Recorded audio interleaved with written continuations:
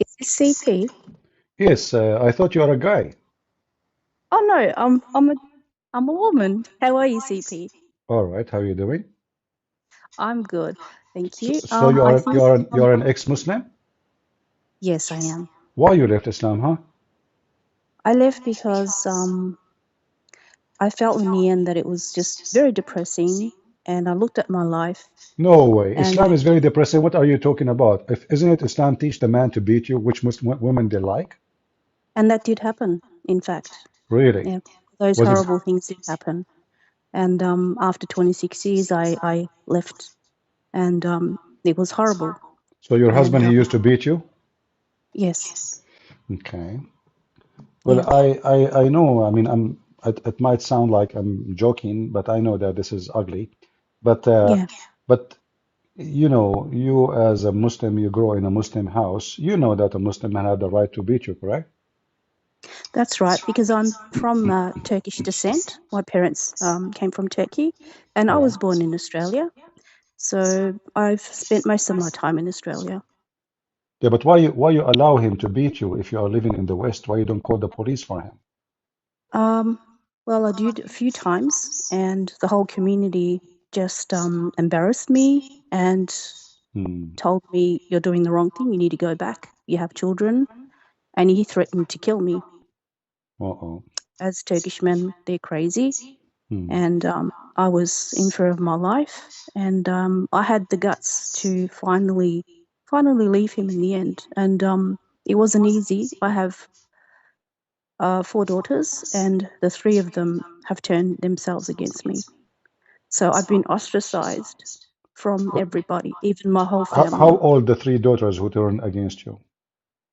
They are in their 20s. Okay. But So the but oldest is but 28. do you what is the reason they turned against you? Don't they notice that your husband used to beat you and Yes, they witnessed everything. And they chose to be with him because he's a very controlling person who always had control of the money and the house. So they said themselves, we choose dad because he has the money. And okay. you're going to live in a very poor state and you won't have anything and you'll be destitute, you'll become a whore, and Hmm. we don't want you. It's all your fault. So they did not side against you because you are wrong, but No, they side for the sake of the privilege. yes, Okay. exactly. And that really hurt. I felt very betrayed and humiliated. Um, my whole family was coming to my door, banging on the door, telling me that I've embarrassed them, I've humiliated them, and I should go back to him. And that's when I was strong. So I thought, no, I'll just get rid of everybody, cross everybody out, and stay with people who actually care about me. And I've left Islam. It's been 8 months now, and I'm Hmm. so happy. I'm extremely happy. Happy for you, And sister. Did you accept yeah, the Messiah or not yet? not as yet. I'm thinking about it a lot. I'm doing my own research. Okay. It's been very difficult. I've been very traumatized with the Islamic cult because I was born into it, and the whole community and Turkish people, they're very proud and they're arrogant and they think they're right, and there's that whole being Turkish and being proud and being Muslim, the shenanigans, CP, it's just ridiculous.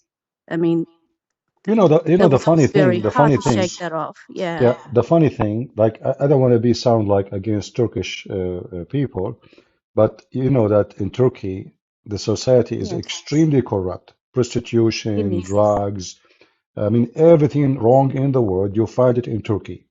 Scammers, Exactly. spammers, and yet, in the same time, you will find that the society claim to be very religious. And it's the opposite. They're worse than the girls here the Turkish girls in this community here are just horrible. They're terrible.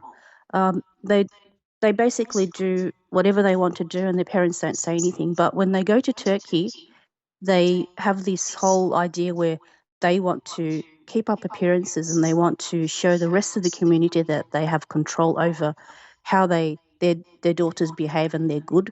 But when they go there, the Turkish Australian Muslims go to to Turkey, they get shocked because the girls there are worse.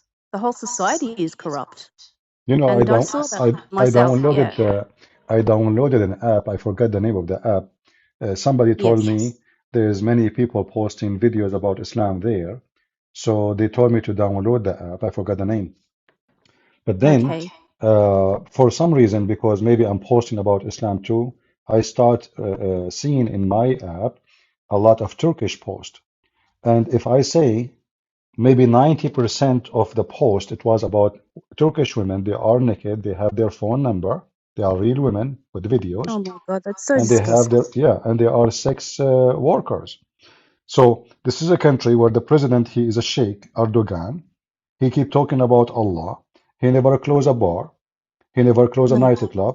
And when they ask the minister of Islam in Turkey, because now they have a minister, they ask him Exactly. why the president don't close all those nightclubs and forbid alcohol.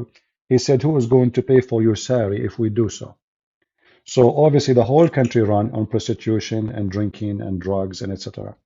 So what I notice about the Turkish society, it's a very hypocrite society, and they do something and they say the opposite. But Exactly. I you, see that.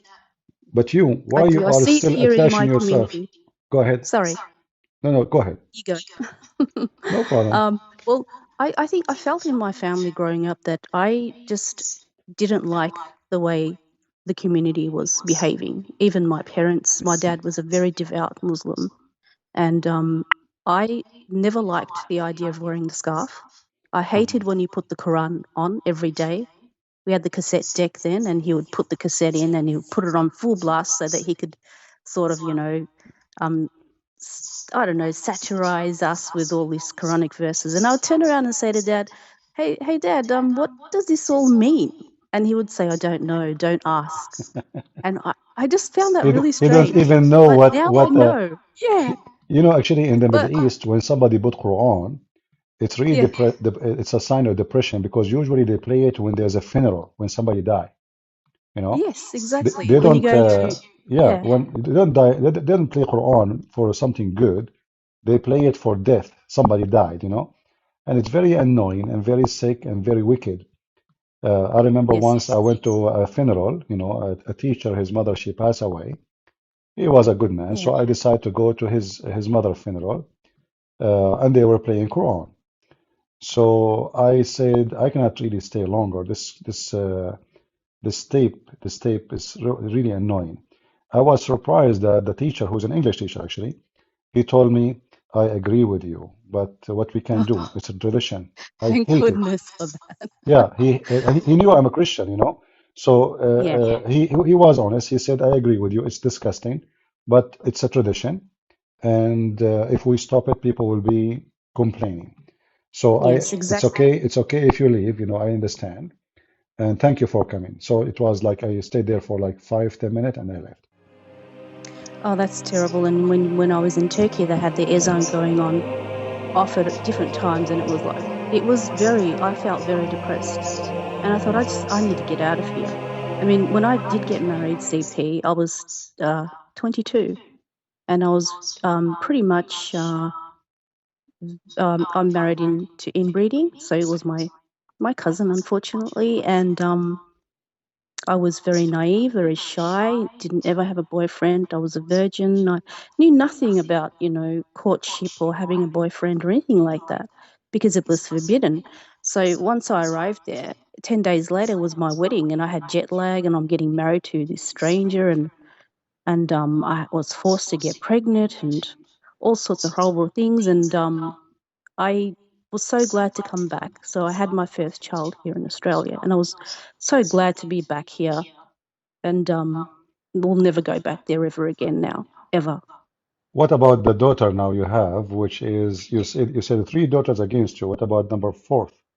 Number four, she's brilliant. She's like we have a lot in common. She's the one that actually was watching Apostate Prophet and David Wood, and I thought this is funny. What is she doing watching all this stuff? And Okay. this was at a time when I was doubting the religion, but I had to have some good truth and knowledge, and I had to really know why I was I had to search. So she was like, "Oh, mum, this is apostate. He's Turkish ex-Muslim," and I started listening. I thought, this is fantastic. He's actually addressing some truths here. So then came in Dr. J. Smith, and then I clicked on one of your videos, and I thought, that's it. This is very in depth and explaining everything in detail. It was wonderful, and you're pulling up, left, right, center, all these verses, and I don't know how you do it, but you know, it's amazing. And I thought, yep. So I'd try not to miss a video, and I think in the end of this, I'll have probably a PhD in the end. Well, the difference between me, what I do, and others they focus on showing their face, not much on evidence and reference. For me, Exactly.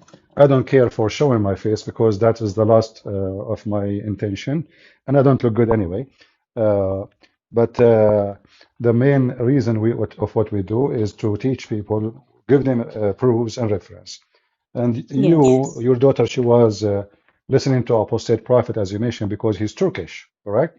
Yes. Yes. Uh, So that but engaged in her interest, and she's like thinking, oh, an ex-German, Turkish. He was very devout too, and now he lives in America, and I thought this is really good.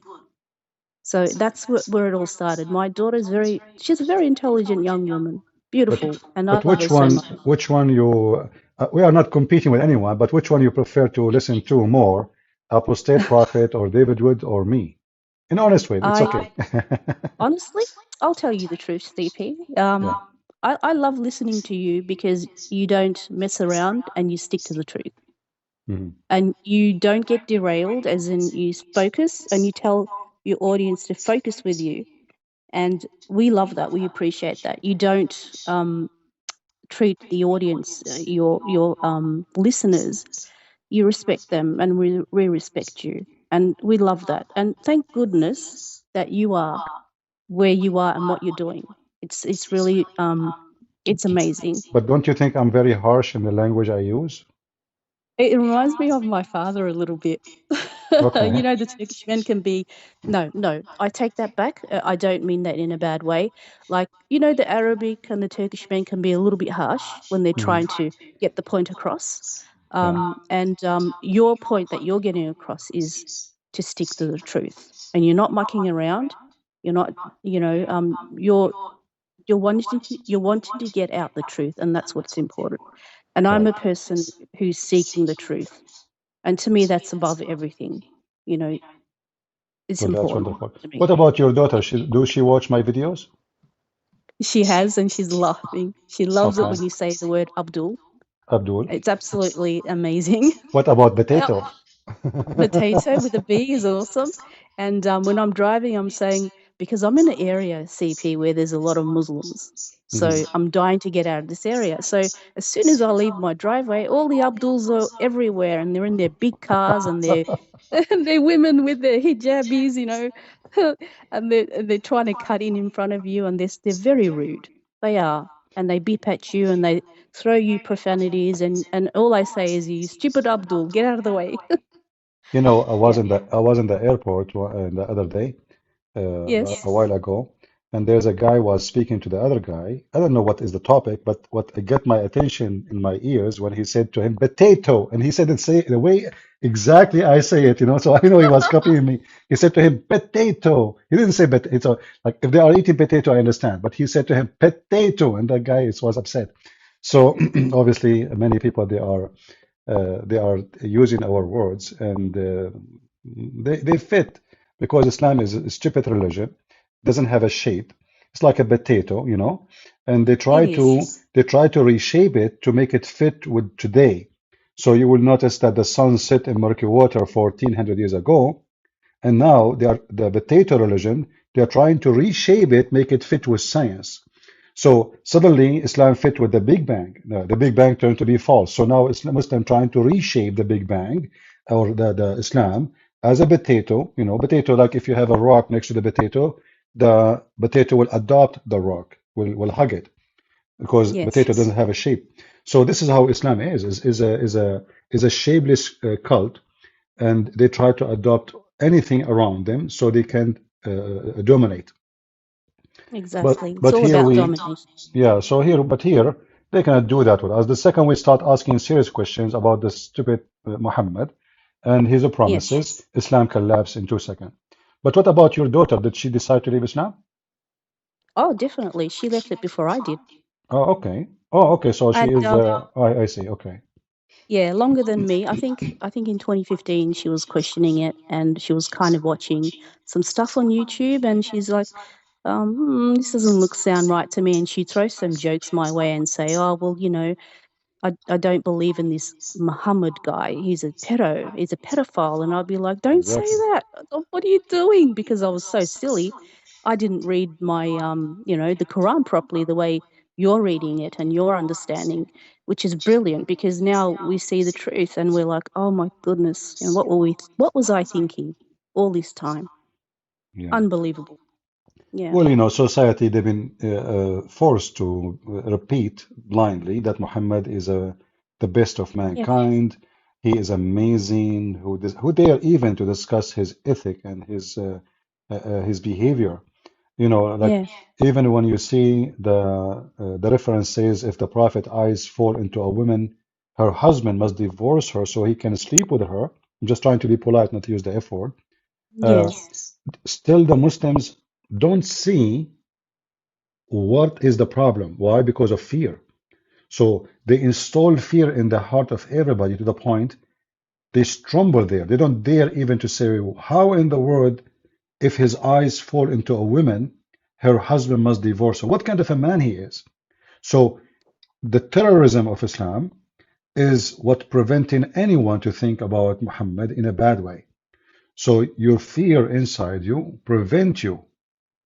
It's like, when you are a child, like if you are in the Middle East, I don't know if you ever saw those stoves, the one run by fire or gas or etc.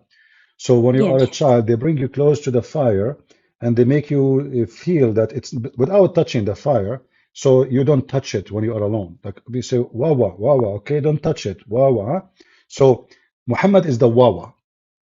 Don't touch Oh, it. okay. Don't dare. So you grow up in such a society when you are a child, and then when you grow, it's a blocked. Your brain don't even dare to question Muhammad. Who dare? Nobody.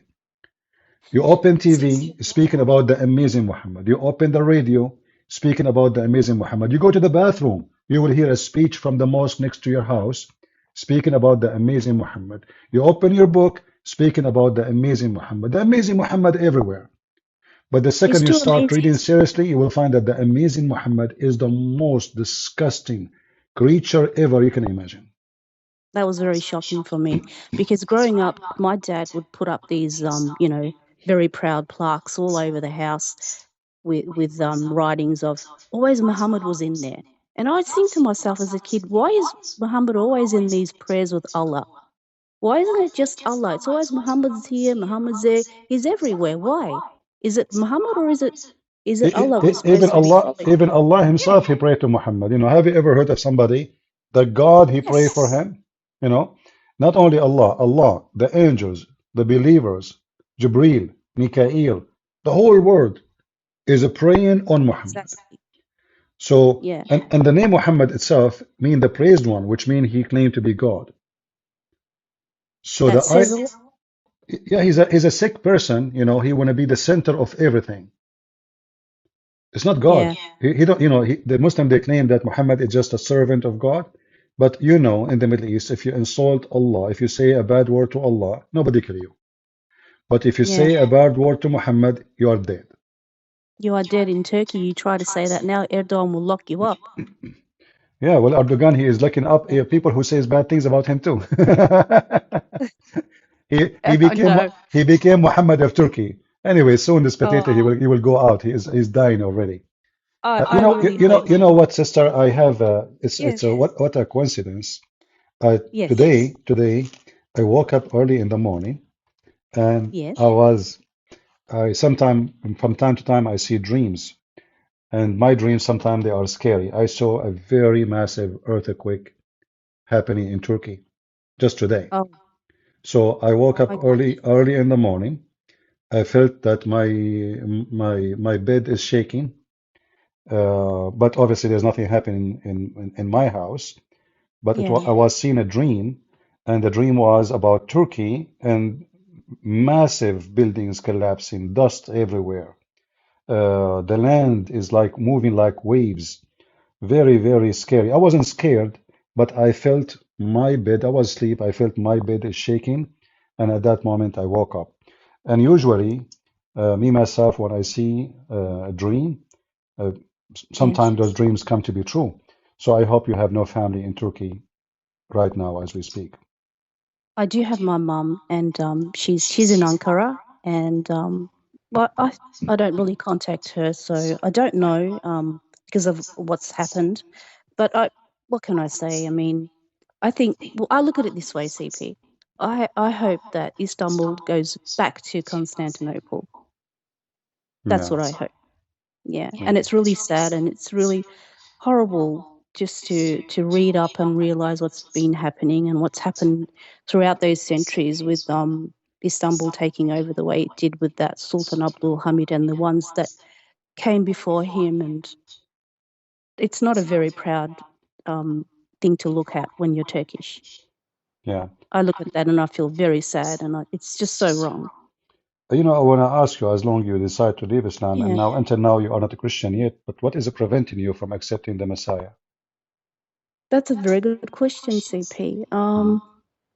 I'm a person that think of it this way, like a detective who needs all, the physical evidence and all of that. So I just, it sounds silly, but I just need, like, I guess, proof. And I don't know.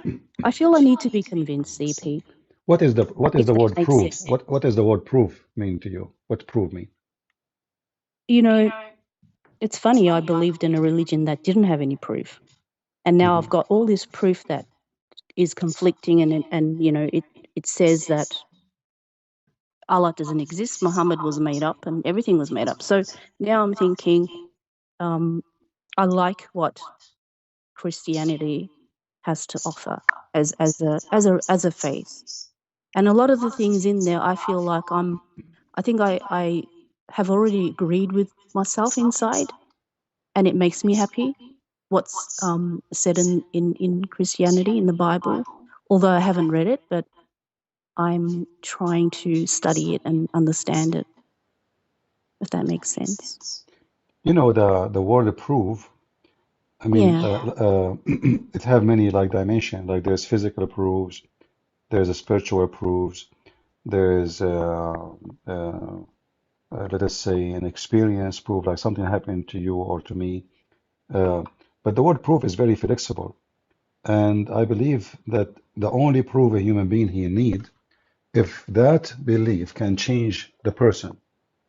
Because if I believe in any religion in the world, and that religion made me bad, evil, full of Mhm. hatred, uncomfortable with my skin, don't like the way I am, or let us say I like the way I am as a sinner, if that what that belief does to me, then I am in the wrong place. But with the Christ, you will notice that you will change for good, not for bad. You will not hate anyone. You will not be a person of hatred or revenge or anger, and you will be living in the mercy of God and in a peaceful way. So I believe that this is the most uh, powerful proof we can find immediately as soon as we believe in Jesus. Like for sure, there's miracles, there is things happen around us in life until now in the name of Jesus. But I believe the most powerful miracle is how the Messiah, he changed us within us, ourselves, and how we act, how we live, how we respond to life, how we forgive to others. So I believe it's very important, if you are looking for a proof, is to look at Jesus, how he can change your life, not something else. The change is what you are looking for. You see, you Yeah. yourself, you left your husband because you are sick of it. You are Yeah. looking for a change which is going to be good. But I believe your life will be even better when you believe in the Messiah, for he will be with you and you will not be alone, neither you or your daughter. That's very comforting. So think Um, about it, think yeah. about the Messiah. And, I cannot tell you how you will feel. You will feel it yourself. And you will tell Hmm. me about your experience because, you know, it's like, when you are healthy or when you are sick or when you are in pain. If you are in pain right now, physically, it doesn't matter how much you explain to me about you are in pain. I will not feel it because simply it's you who is in pain. And the same, when it's come to believe in God and to be with a true person, nobody can describe how you feel except you. It's going to be your own experience, and it's going to be, I believe, the proof you are looking for. I'm actually looking forward to that. I don't know how. I'm trying to find my way, and Well, I know how. it's I know how. Yeah, I know how. You see, the Messiah, he said, knock at my door and I will open for you. So, yeah, in order to come and visit you, I mean, shouldn't I come to visit you first? yeah, If you say to me a million times, hey, come over, drink some coffee with us, with my family, and I never show up in your door, well, that coffee drinking will never happen, correct? correct.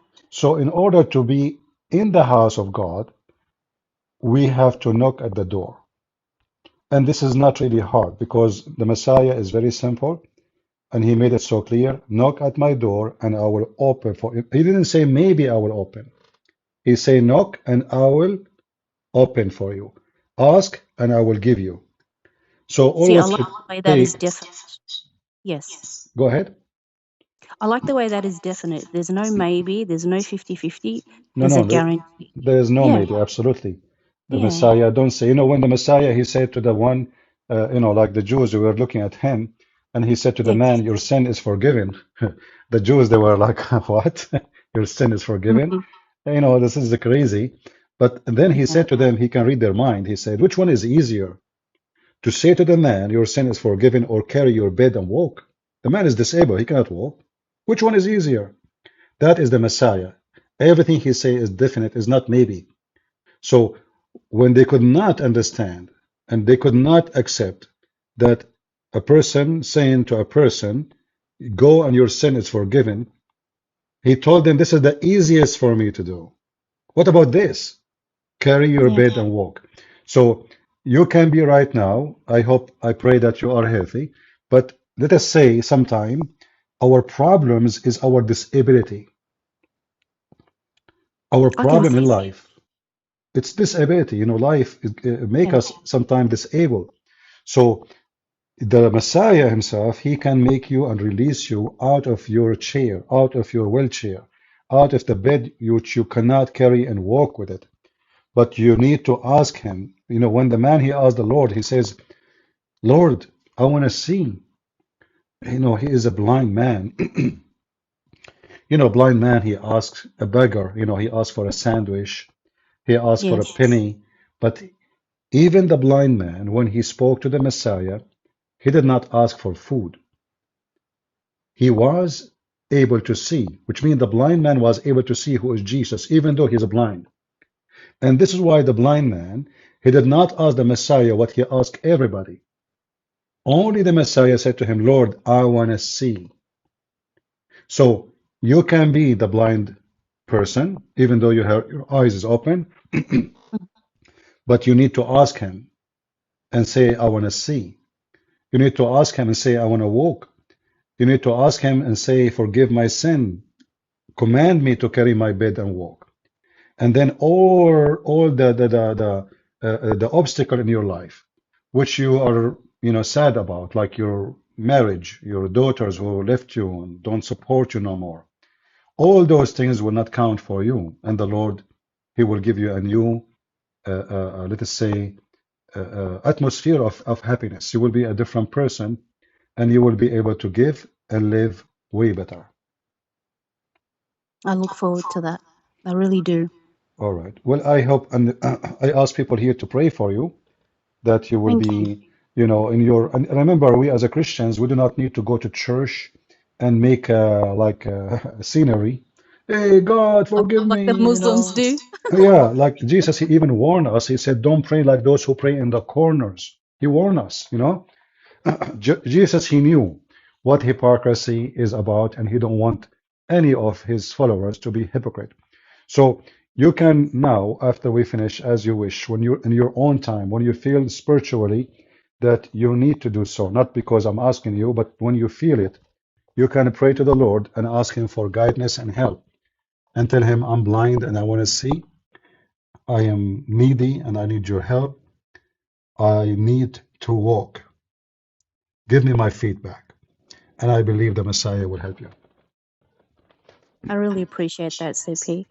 And feel free Uh, anytime if you have a question about the Bible to call me and I will be happy to answer you. Thank you. And thank you for calling. And I think through the chats, there was a bit of a misunderstanding. What people in the chat they are saying?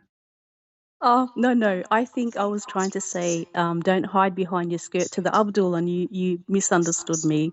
Oh, That's okay. okay. Yeah, But it's I'm okay. sorry for, yeah, for that. Yeah, Text is a plain sometime, and it yeah, can be confusing. Sometimes you might be like joking with somebody, he might take it yeah, seriously, you know. Like I can say, like sometimes you say to a friend of yours, he is so close to you, say you are stupid, but you don't mean really to like insult. Like yeah, it just, you are being silly. But it can be taken as a dry word, and it can be taken as an insult. So text sometime is actually many people here sometimes they say for me things. Suppose they are saying something good to me, but I understood it in the yeah, wrong way. Not because even only just because it's text, but sometimes because my English is not that good, you know? So sometimes you understand it wrong because you got it wrong, not because they said it wrong. So this is why we have to be merciful. And I like, I ask people to forgive me when I misunderstood them. And I hope people, they do the same when I do so. yeah. The, I think that's great. I do. the important is, it's what in our heart and what we want to say and what we meant to say. Sometimes we don't have the language skills. What if I am a mute person, which means a person who cannot even speak, but doesn't make me mute really. The real mute is a person who have a long tongue, but he hurt everybody with it. He speak too much, he say nothing, he do nothing, and he is nobody, and he will stay nobody, and he will die as nobody. And we are grateful that you decide to be someone and not to be just another woman married to Abdul, living as a slave Exactly. in his kitchen. Yes, exactly so. And I'm hoping to do some sort of a documentary to help these women because they need to know what the Quran is saying about them, about the You false, can, by gender the that way, they're going to.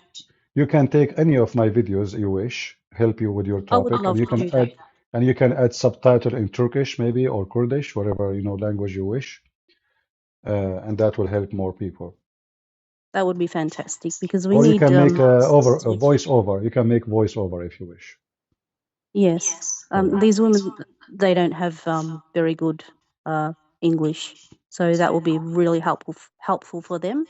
So I'm looking forward to do something like that to help these women here and get them to think about themselves and put themselves first um, and think about their faith because they're in If the you make hard. any work, if you do any work and you like me to publish it so people will know more about you, just Yes, let me know and I will give you a link everywhere.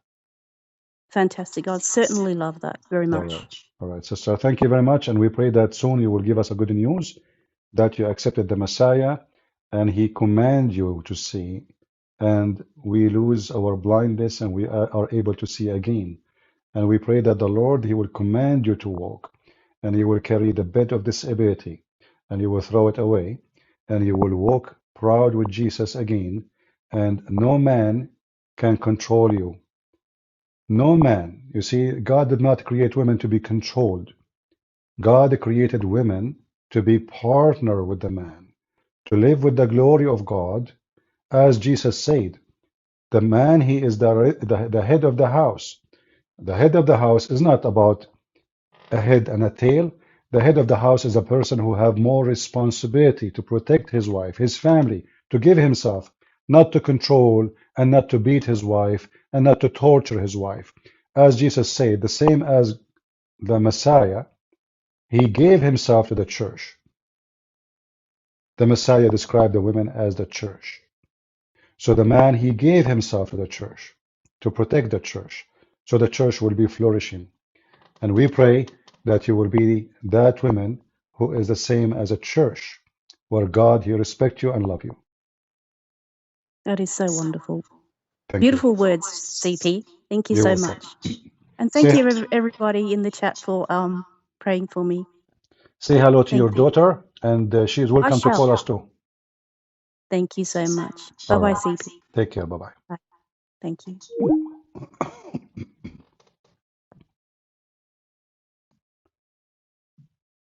You see, life, everybody have his life story. Everybody. But life story is differ in pain from person to person. Some, they think their life is very painful, but if you compare your life to someone else, you will find that your life is way better.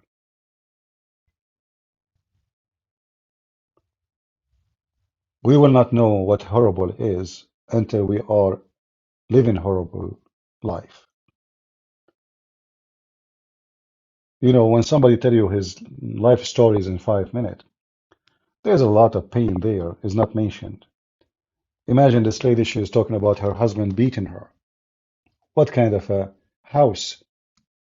The house where I cook in it, I clean it, I do the laundry for this man, I protect his honor, I stay home, I don't cheat, I'm loyal. And then the return of all of this, I gave him kids, I take care of his kids. It's all my work. And then the return of all of this is beating you. It doesn't matter how much a person he try to explain to you, especially that this person he is beating you according to God. You see, it might be there is someone he claimed to be Christian. His name is George. His name is Elias. His name is a Christian, but he beat his wife. But he cannot claim that God gave him the right to do so. So what make it more painful that this man who beat you, he think he is doing the right thing. The Quran says beat them. He think this is righteousness. If a Christian man, he beat his wife, if you open the book, in 2 seconds he will feel guilty. He knew he is not Christian. He knew he is being evil. He knew he have no right to do so.